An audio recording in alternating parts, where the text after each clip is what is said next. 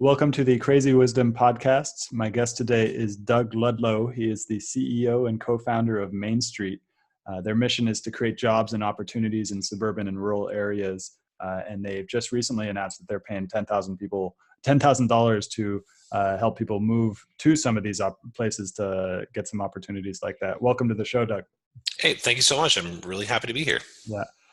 So where did this idea come from? So I'll start kind of from the very beginning, right? So I grew up in a relatively small town called Modesto.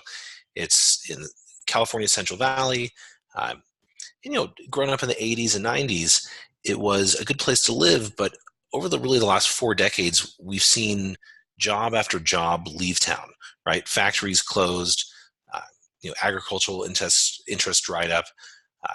The good jobs moved out of town.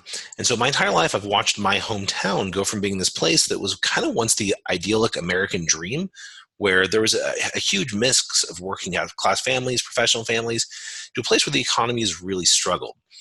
And this is a story that's not unique to Modesto. This is a story that's actually seen in thousands of communities across the country. So, this is something I've been thinking about most of my entire adult life. And then while, over the last year at Google, I connected with some of my friends and colleagues. We started discussing this problem and realized that the communities they grew up in had the same issues as well. So we started brainstorming, what can we do to really solve this problem? And after a few crazy harebrained ideas later, we came up with actually this. It's like, how do we link the talent that lives in these communities with the great jobs that are, in places like San Francisco and New York? And how do we really take remote work, which is something that we're actually really passionate about, to the next level? And so you guys are you guys building relationships with companies outside of Silicon Valley, or are you helping people get jobs in Silicon Valley but move somewhere else? Yeah, so our focus is on the individual and the employee, the person who may want to move, or actually, I think more long term, even in the very near future, it's the person who already lives in that community, right? It's kind of my crazy dream that no one should ever have to leave their hometown to get a great job, right? Many people. There's a term called brain drain. It's kind of a pejorative term, but it's I graduated from high school, I go to college, and I never come back because there aren't great jobs. One of the goals of our company is to kind of reverse that trend. So our focus is on identifying the talent that lives in these communities or can move to these communities, and then giving them the network they need to support themselves. And we could go into that, but there's a few facets of that support that we think are vital. Interesting. From your website, or maybe it was from the article where you mentioned the $10,000 for moving to one of these communities. I think I saw that you guys are also building like a network of co-working spaces. Is that correct? So, kind of. So really, anytime you have a physical space, it's kind of called a co-working space these days. So one of the components, there are 3 real components we feel to like successful remote work to really fix the human side of remote work. We think the technology behind remote work is getting much better. I mean, Slack, Zoom, G Suite, etc. But the human side is still pretty broken, kind of on a fundamental level. And so one of the things we want to do is provide people with a community and really be the platform for building remote communities, where some people work from home very well, but most people don't. So we want to be able to provide physical spaces for people to interact with other people. I want to give you a video first office where you could be video conferencing and yet still go out and interact with people. So whether or not those are spaces that are built by us and managed by us, or they're actually part of our partners, like whether they're owned by the city, whether they're owned by, we'd work with WeWork, right? Our vision is not to be landlords, and we aren't going to be. Our vision is to take care of the people within those spaces. And that's really interesting because a lot of these cities are also building essentially financial incentives to move there as well. So I imagine they're pretty receptive to what you guys are doing. Yeah, they're extremely receptive. I mean, the most well-known example of this is the Tulsa Remote program. So Tulsa the city of Tulsa offered $10,000 for people with current remote jobs to move to Tulsa. They set them up with cash. They'd help them find an apartment. They actually do a lot of other things to help those people adjust. So yeah, to your point, there are actually like hundreds of cities around the country who will provide real incentives, who will provide office space, who will build you an office, right? Mhm. Who will provide, relocation benefits. It makes sense for the city, right? If you can attract, you know, 500 great jobs, that's incredible. As part of our platform, we hope to connect cities and municipalities with companies and individuals and the services they need.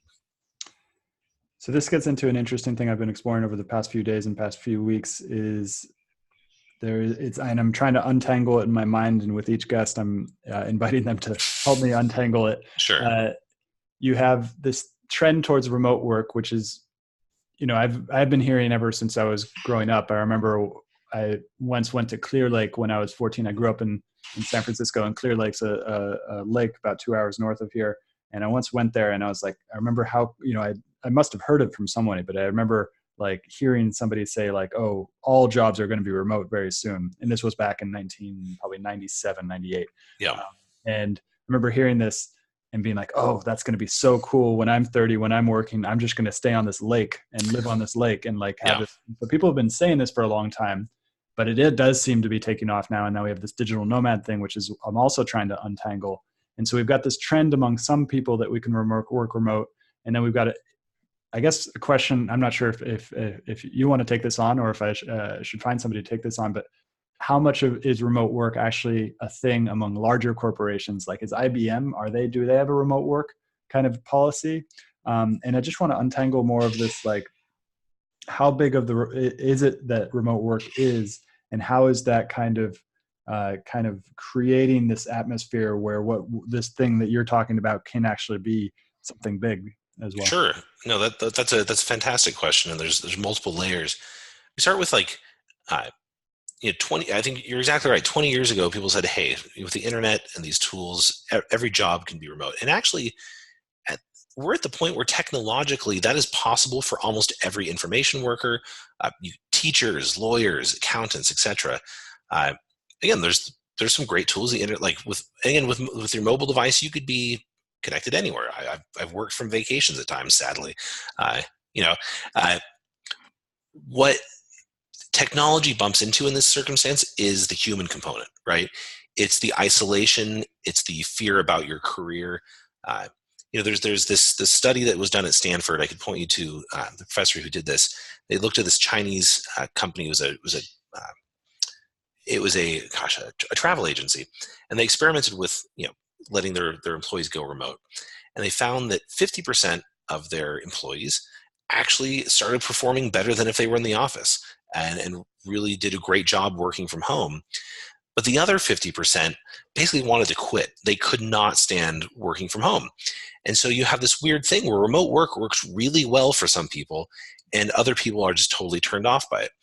The problem with this is you don't know who's going to be who. So companies have a really hard time. Like you mentioned IBM. I used to work for Google. Trusting remote work at scale.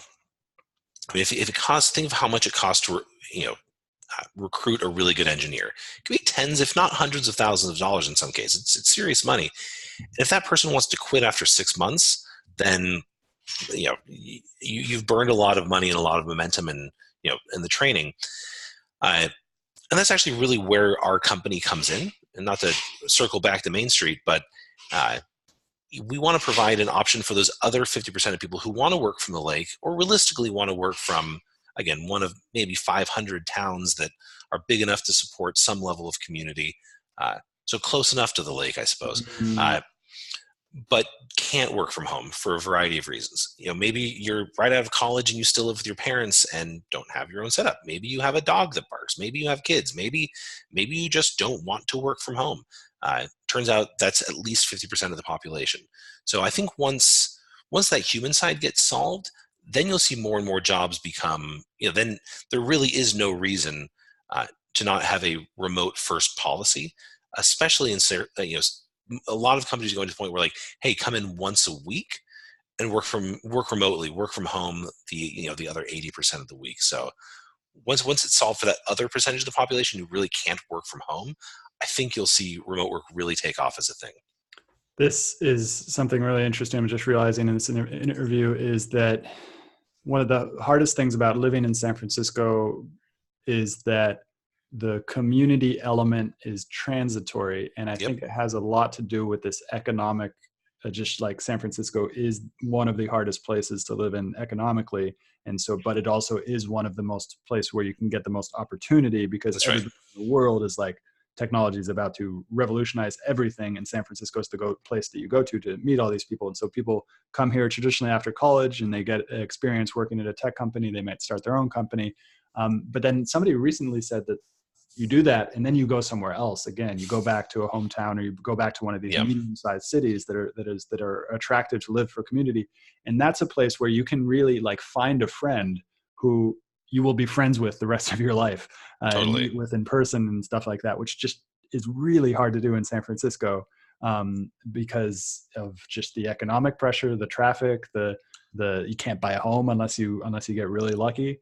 So yeah, I'd Yeah, love to hear. those things aren't jokes, right? I mean, traffic alone, which you mentioned, uh, when I'll take my team at Google, right? We had people all the way up in Oakland and San Francisco, down to San Jose, some Santa Cruz, and to get that team together, it was impossible. Like you want to visit your friend, you don't want to take 2 hours in the car to get there. I totally agree. It's really it does not create community in the way that other places do. Like, and even local neighborhoods, most people spend all day commuting. It's very hard to then develop a relationship with your neighbor, right? As opposed to the way it used to be, where you didn't work that far from home. And most of the world, that's the way it is. Many times neighbors will actually work just as close to each other as they do live next to each other.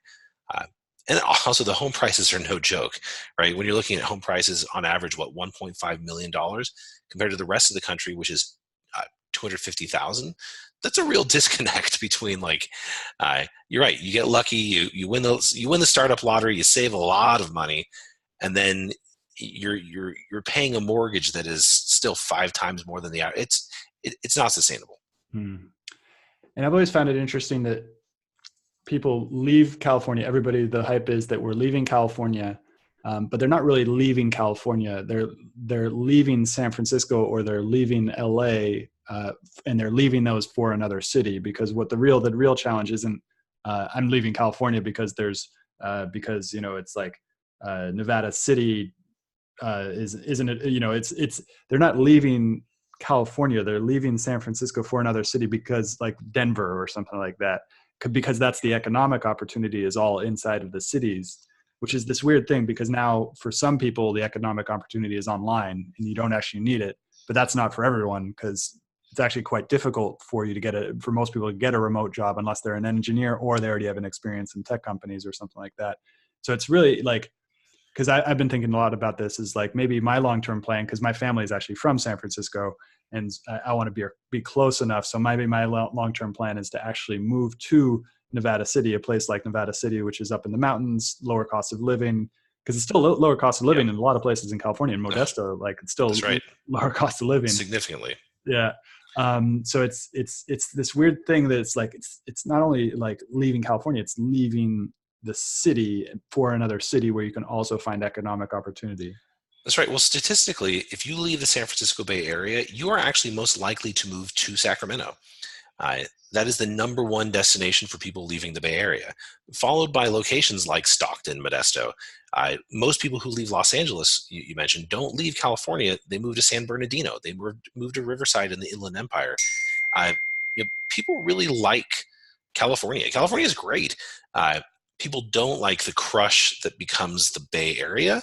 Uh, or I lived in LA for a while too. That traffic could get pretty bad there too. Nothing compared to what the Bay Area is today. But yeah, people love California, uh, and they want to stay here, but they want to move to areas that are not kind of in the belly of the beast here. Mm.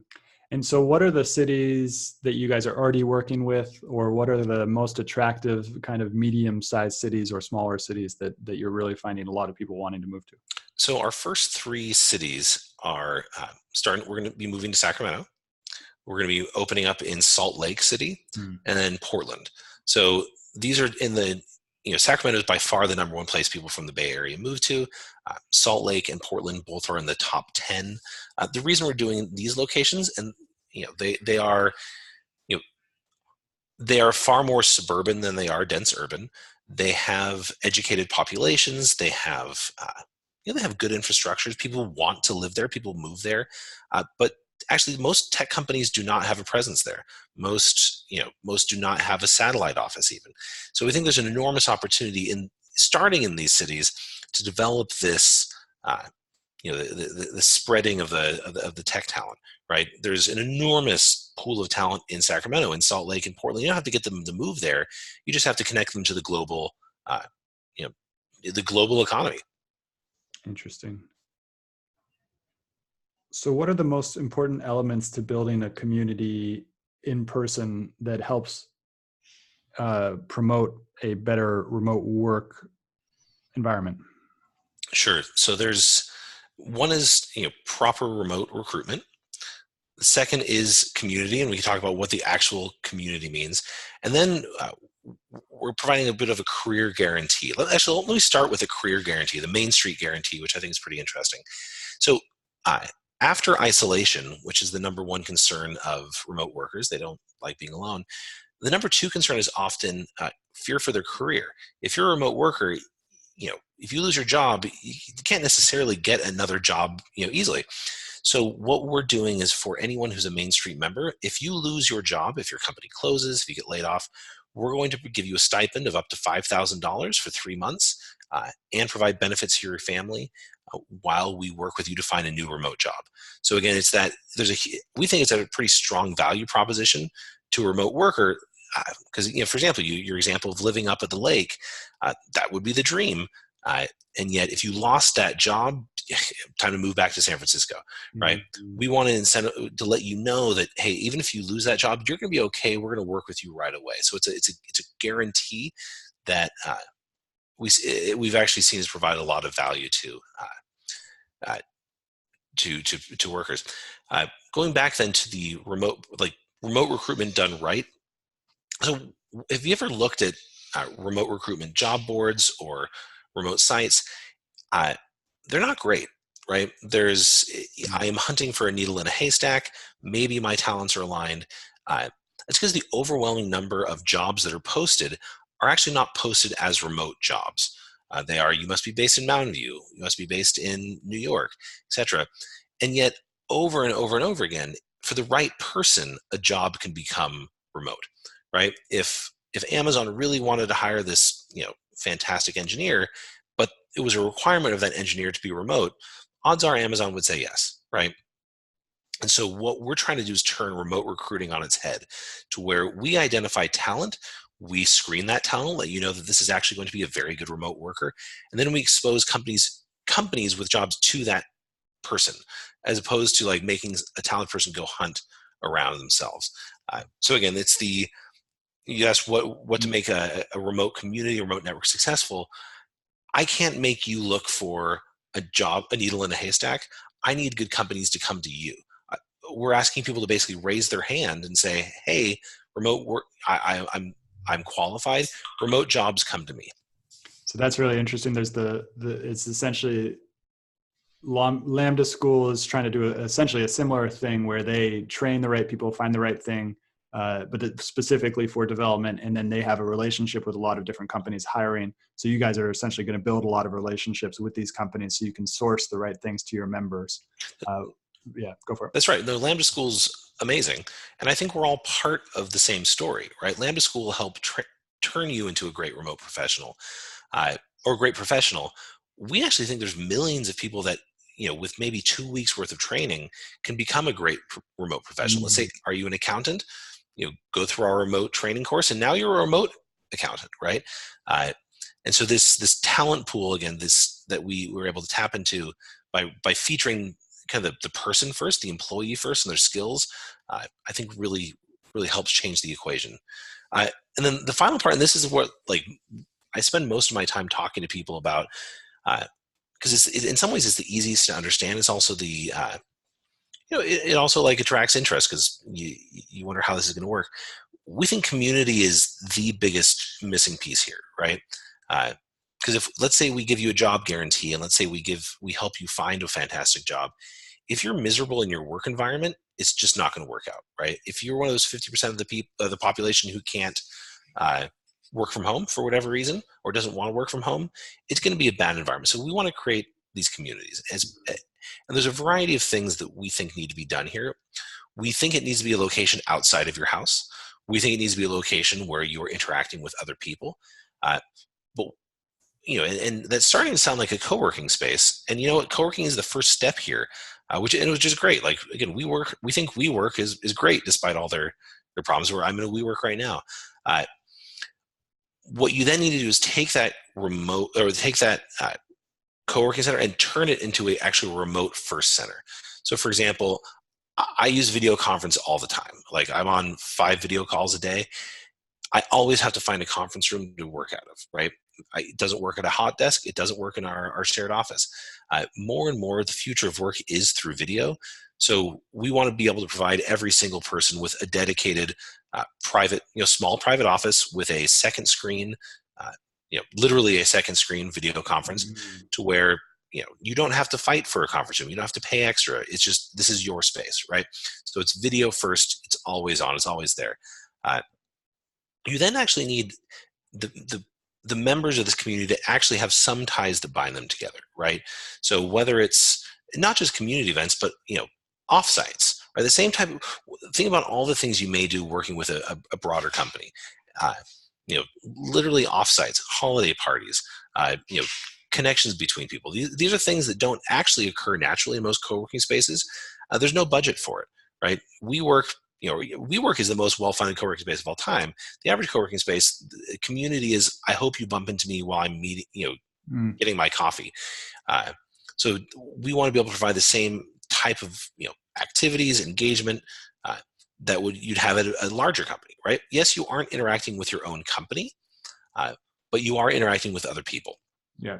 And that's the key. And I've done a lot of interviews on remote work. And that's what most people who know something about remote work say, is that it really comes down to the meeting with other people. So for example, I'm one of those people that remote work just kind of works for me at home. I can do it, no problem. I can set up my own community. Something that San Francisco itself is making that difficult. Right. Because of the things I mentioned previously. It's just a difficult place to do it, to build relationship, build community. Also because of this Peter Pan syndrome, and just kind of it's like everybody has so many opportunities going on for things. So it's really hard to build stable relationships here. So I can do that, but it's hard in San Francisco. So, but for a lot of people like that 50% who it doesn't work for, if you can create things in a separate environment, that's actually interesting for me as well. If right now, if I were to do that, I would go to a place called the Center. Okay. Do you know the Center? Have you ever heard of it before? No. Yeah, it's in San Francisco, and it's kind of like the meeting place for the tech meets hippie person. Sure. And so it's a tea center, and they've got yoga classes and stuff like that. But a bunch of people work there as well. Totally. Actually, I think I have heard of this. We reviewed all the co-working space in San Francisco. This sounds very familiar. You saw one, yeah. Yep. So it's interesting.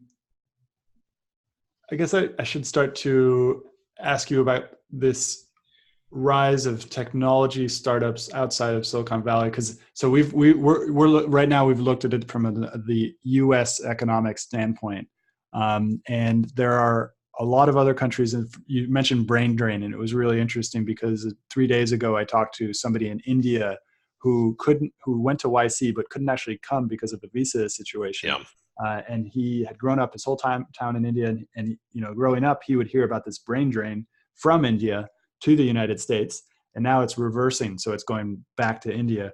That's right. And it's really interesting that what it's doing to that as well. And this is part of the thing I'm trying to untangle, because we've got some people now moving to remote work, and then we have the rise of startup kind of ambition coming from Silicon Valley to the rest of the world, including a lot of different countries. And then some of that's remote as well, but some of it's not, and some of it has to be in person. And it all seems down to the cultural kind of necessities of the people starting the companies, or if it's a larger company, this thing that you mentioned, which is a really good point, which is the big companies trusting remote work at scale. I wonder if you have any insight into kind of this digital nomad, and if you don't, we can go into something else. But do you have any insight into this digital nomad, people kind of jumping from place to place, or people starting companies? Like, are there a lot of people that you would serve who are starting companies in Salt Lake City, for example? So that's there's a lot to unpack there. I'll take two different spots. One, like, I don't think Main Street's, in fact, I know our primary goal is not to actually support entrepreneurs. Like, I am an entrepreneur. I've been one my entire life. But for that, you really need a core team. The needs are different, right? They really are. This is we're happy to provide the remote support for a startup. And actually, we could provide the remote support for a startup core team. But I do think that is not our primary goal, right?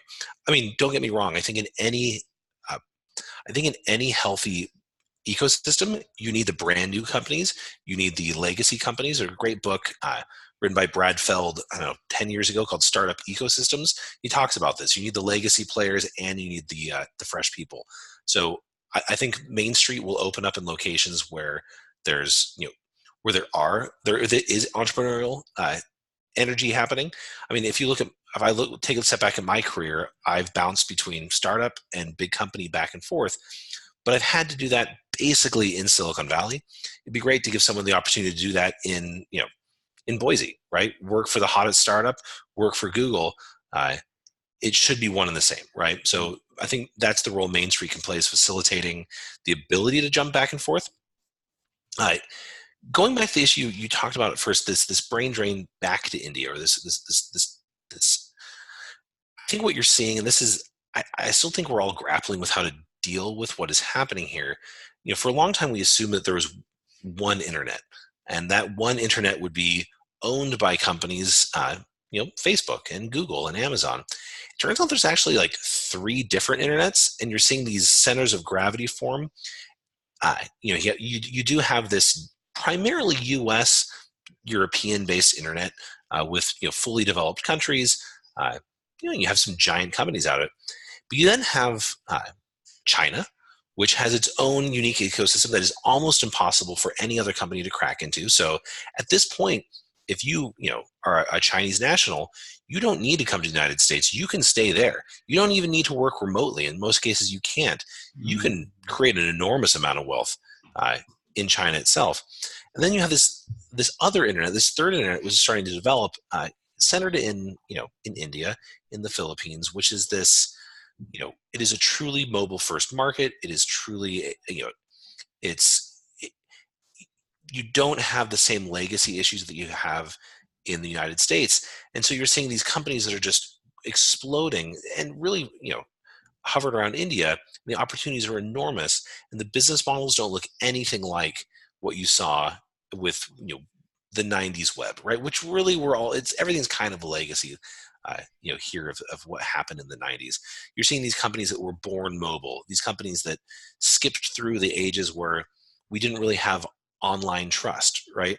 Where, they could go directly to there's companies in India, like Urban Clap is a wonderful example of this, that, it is an entire service platform. If you need, your hair done, or you need a plumber, and they take care of the end-to-end experience of trust and payment and scheduling. Whereas in the US or Europe, that might actually be 5 different legacy companies stitched together. So I think I think it's actually wonderful, and that people don't have to leave their home countries, and they can build wealth where they're from. And I think that is a result of this emergence of really 3 distinct sectors of the internet that maybe will converge one day, or maybe there will be maybe the internet is not one thing. Maybe it's multiple sub internets. Anyway. And that's really interesting. I'd love to have a conversation about that, because I think there are that is a really interesting categorization that I haven't heard of yet. I had heard of the U.S. internet and this China internet, but this kind of third internet And I think there's more actually, because there's also something I'm getting into, which is the linguistic barriers of the internet. So the whole Spanish-speaking world has its own internet as well. But then what you're talking about is this kind of third internet that does share English as its language, but then is in a developing country, which had new influences that came into it, so that the technology arose at a time when the development of the country was in a different form of development than it did when the internet arrived in the United States, and trust had to build up. And there was a time period in India where people didn't trust, but that is happening really quickly in comparison to what happened here in the US. And then and then I guess in a sense, we all have our own individual internet as well. Because Google, you worked at Google, like Google gives me results dependent on, what I've searched for before and all the other information that they're creating. And then, you go on Reddit and all the Reddit things, and then my Twitter feed is personalized to me. So in a sense, we all have our own internet, and that internet is kind of connected to these subgroups, which I am identified with. And it's really weird.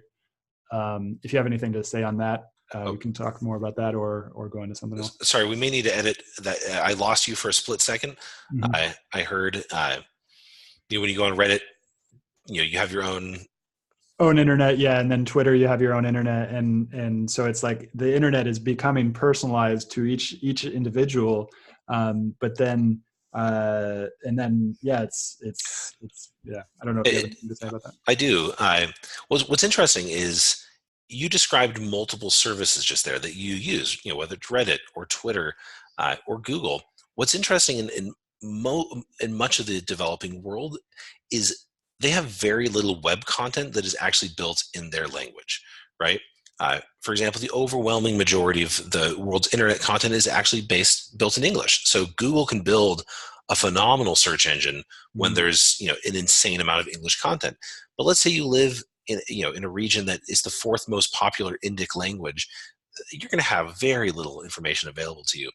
And so what happens is all of these services you just described, like whether it's news, whether it's feeds, whether it's search, all get aggregated into these giant platforms that have the ability to play a bigger role in your life than any of those companies you named before, like Google. I mean, the canonical example of this is WeChat, right?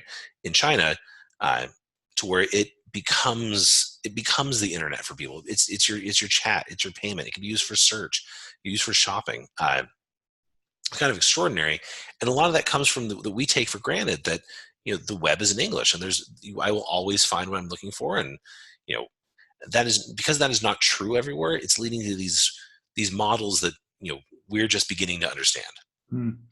It's really interesting. I'm getting the sense that you know a lot about the international market for the internet and the linguistic market for the internet. Did you do something at Google, or what? So I did. My last role was the chief of staff for Google's a small and medium business ads, as well as what we called, they call NBU, which is the next billion users market, which is how do you break into like India, Indonesia, these areas we can get into.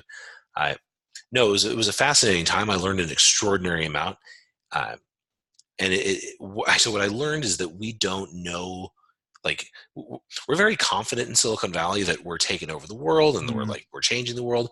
And yet we have a blind spot to 5 billion like humans. And we assume that because they're using Facebook and kind of using Google, that the same models that work here are going to work there, and they aren't. And you're seeing companies, really struggle to catch up. I think if companies want to remain, Amazon is fighting tooth and nail in India. They have to, they are not surviving compared to Flipkart, for example. There's this full court press these companies need to be making if they want to survive. They also may need to find that what got them to where they are here is not going to work in those other markets. And you see that without pointing to any specific examples. Don't want to go into too much of the stuff at Google. I don't want to get a call from lawyers. But this is true with Facebook, with Amazon, with Google. Stuff that works here and works incredibly well just is dead on arrival in some of these markets. So we need to understand these markets better in Silicon Valley if we hope to remain relevant to, again, 5 billion human beings. And this is actually the interview I did with this person from India is spot on. You're spot on for this, which is that those solutions might actually come from there. What they're doing is they are creating almost like a next door, but in India, in these languages, in these local languages, and people are meeting. So it's kind of like a social network with mixed with a next door kind of thing, for specifically co-located. And that's what he was saying, is that, these companies come in and they just don't understand it. They just don't. There's no way they can understand it.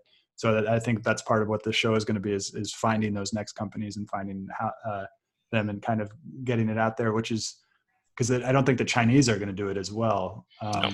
Yeah. So interesting. Yeah.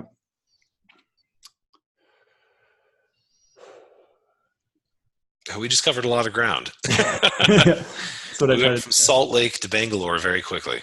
And that's going to be I was thinking about that as we were talking, is that it's confusing for me because I'm trying to build a mental model of the whole startup ecosystem of everywhere outside of Silicon Valley. Yeah. I'm talking to these people, and that's what I'm noticing is like this guy, I can talk very easily with an entrepreneur who has, maybe born in India, spent 10 years working for a larger company, starting a company here in India, and then goes back to India because we share the same cultural language. But somebody who's never been to the United States, I can actually communicate because I've spent a lot of time living in a lot of different countries. So I can have communication, but it becomes much harder, and it becomes the notion of face comes into it, saving face. That's right. And I think I pissed off a few Nigerian companies. I think I lost an interview opportunity because I mentioned something about Nigeria being known as scammers. But then, sure. Yeah. and then so it's it's interesting, like, because in Silicon Valley here, it's totally acceptable to be disagreeable and say things that piss off people as long as you're right, or as long as you have some sort of insight. But that behavior in other countries will basically get me not watched. I mean, that behavior in most other industries too, right? It's not necessarily. We have a special way of celebrating jerks in Silicon Valley, which most people do not allow.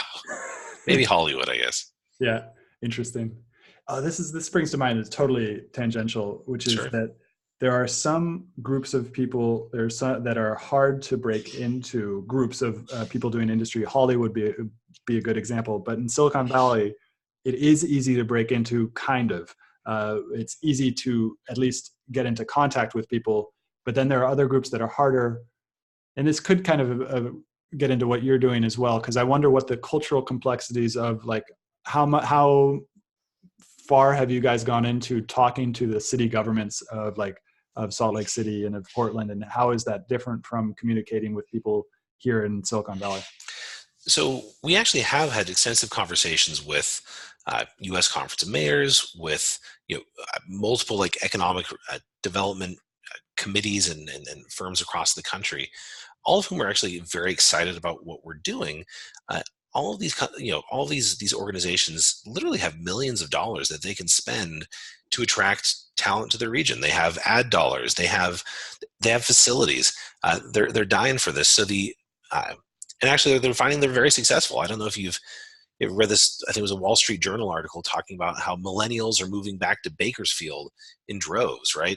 And so these people are very excited about the idea of let's attract jobs back here. It's very different than Silicon Valley. Like it's the only people and this may be is a gross overgeneralization. The only people I know who are very comfortable in Silicon Valley and want to stay here are people who are exceptionally wealthy, right? People who, who are maybe not trace comas yet, but are 8 digits, like to where they're fine. And again, that is an overly broad generalization. Almost everyone I speak to, though, who is a young professional, especially with a family, is just waiting. When can I move? Right. That same dynamic does not exist in these other communities. You don't have people in Sacramento saying, "Oh, I can't wait to leave Sacramento," right? Or Portland. It's instead, "Oh, I love it here. I never want to leave." So if anything causes a change to occur, it's going to be this deep pressure people feel in Silicon Valley specifically that is not felt in these other regions because it's different issues. I also think not to throw my home region, Silicon Valley, under the bus, but we also don't have the infrastructure here that makes it worth it for people. And you look at New York, right? New York is just as expensive, in fact, more so. And yet you will have people hang on tooth and nail to stay in the city, to stay in Brooklyn, uh, because you're in walking distance from so many amazing things, from great restaurants. You take the train. There's fantastic public transportation. Here, you're paying, Silicon Valley, you're paying Midtown Manhattan prices for suburbs, Mm. which if you're doing that, you might as well just live in a suburbs that doesn't cost that. And it's this real strange thing. If you drive around more and more in towards the South Bay on the peninsula, maybe take Mountain View South, you drive into these neighborhoods and you will occasionally bump into these super apartment complexes that have 5,000 units that are almost cities unto themselves. So, and Santa Clara and Sunnyvale are kind of the epicenter for this. So you'll see massive things that look like they're big city blocks right next to, like single family homes, neighborhoods built in the 50s. And so it's this jarring juxtaposition of, uh, you know, intense density that you would see in a big company, a big city, and normal suburbia. I don't know how long that can last, right? Does this whole region need to become a megalopolis that is incredibly dense? Uh, how will that change things? We're now going beyond, an area I know of. It's just been in my 8 years now, 8.5 years in Silicon Valley, I have noticed more and more the rise of these like hyper dense areas within what is the suburbs. And I don't know how sustainable that is.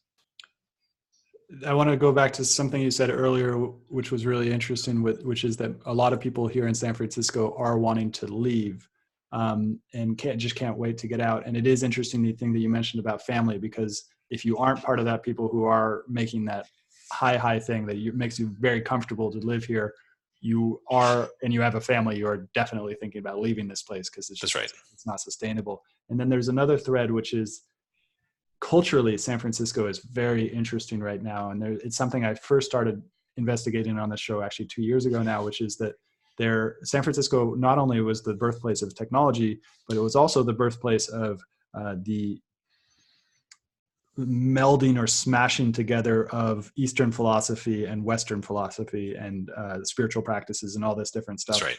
which kind of gave rise to a revolution in terms of psychology. And so there's actually like a huge amount of psychological innovation that's happening here. And that doesn't take the place of only kind of talk therapy, but also in terms of psychedelic therapy, in terms of massage therapy. So, and then dance as well. And so there are a bunch of people here who want to be here for those reasons, but then also face this economic pressure from the Right. technology thing, which is making their jobs. So, but they want to stay here because there is something so interesting happening here as well. And Sure. that's not going away anytime soon. And so it's a really interesting thing that I've been trying to pierce together as well, and that it is moving because like in a place like Brooklyn, what has been discovered here in San Francisco and to a large extent LA as well, is also going to other urban areas around the world, and even to places like Mexico or other places in the cities. So it's a interesting thing that's happening in that case as well. Absolutely. Mm-hmm. So we got about 5 minutes left. What is one question that I haven't asked you that I should have asked you about the rise of remote work and the changes that we're about to see in terms of the workforce? Sure. Well, I'll let you know what my biggest fear is in this, both for my company and for just the state of the industry. It's we can't predict what the effect of a recession is going to be, right? There are two schools of thought on this. One is that a recession will look a lot like it did in 2008. And the result of that was actually companies, their very first people to go were the remote workers, right? It was, we can't support these people scattered throughout. See you later. It's not working. Which in that case, if that were to be true, then, my company's in trouble. However, because over the last decade, technology has improved so much in this space, another school of thought, and this is where I am placing a big bet, that if a recession happens or there's an economic downturn, then companies, like large companies, will actually look to hire less expensive talent in less expensive markets, right? Or that people will leave the bigger cities to lower their cost of living, get jobs that actually give them a higher quality of life. So I'm not smart enough to predict the future. I do think, though, the effect of a recession will be fascinating. I mean, any recession would be terrible for the country, to be clear, but will be fascinating to see what the effect of that is on remote work. And this is something that I had actually only thought about a few days ago when a friend of mine brought that same thing up. And I think that's correct, that I think a lot of, because now it's enough hype, it's enough companies have started to realize the benefits. And also in terms of the first jobs that are always remote, and that even if a company isn't remote, they will allow them to be remote, are developers. And that, I mean, so many of the jobs in Silicon Valley are developers. So it seems like the last recession, that wasn't the case, and that now something has changed in terms of the openness towards developers as well. Well, and suddenly there was, in New York, actually, JP Morgan is moving out, thousands, if not tens of thousands of its employees to, less expensive areas. Actually, it's to protect against a recession, right? So you're now starting to see industries that normally would never move, their financial analysts outside of Wall Street into places, like Dallas, Texas, Plano, Texas. So again, the trends are changing and have changed.